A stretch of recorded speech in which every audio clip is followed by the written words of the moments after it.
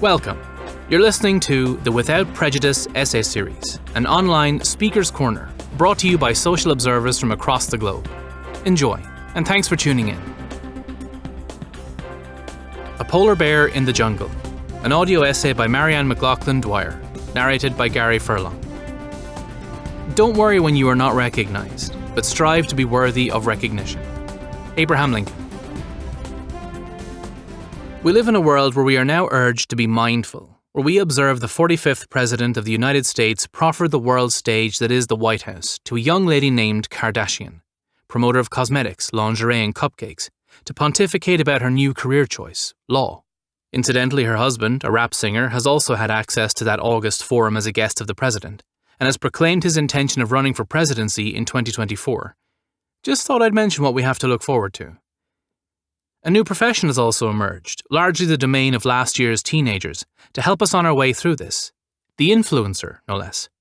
Additionally, we observe the weave of confusion, lies, and convenient soundbites that has destabilized and threatened the United Kingdom, where the order of the day is the dubious default to the rocky terrain of spin, soundbites, and chance. Mrs. Foster will have a firm grasp on this concept of late. All of these players are indeed recognized, but what about Mr. Lincoln's reference of being worthy of recognition? Last week in Ireland, we bade farewell to a man who was truly recognised and worthy of it.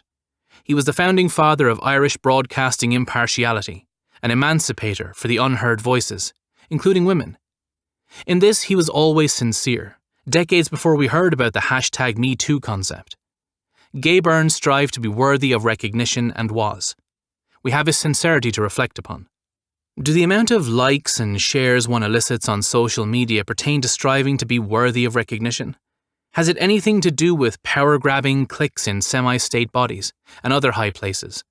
Does it exist at all where who you know rules over what you know? The complacency that promotes arrogance and the trivializing of the pursuit of worthiness engenders something else. To quote another great mind, it is not the strongest of the species that survives, not the most intelligent. It is the one that is most adaptable to change. Charles Darwin. Mediocrity breeds complacency that smothers the will to adapt and to strive for that worthiness for real recognition, until it is eventually usurped by something that will adapt and prevail. In the meantime, we wait and wait. Do the homeless strive to be recognized as worthy of a place to lay their heads for the night? Do the elderly strive to be recognized with respect, humanity, and dignity on presentation to our hospital emergency departments? A good start would be a bed in a room. With all its majesty, power, and innate abilities, would the polar bear, if it was taken from its Arctic habitat, survive in an unknown and hostile tropical jungle for long? Do we, the fat cats included, have the ability to recognize the polar bear in their unnatural jungles all around us? We should all be conscious of and try to look beyond the currency of superficial and glossy recognition, merely for its own sake. And as Mr. Lincoln implied, to look beyond this and to strive to be worthy of the real thing.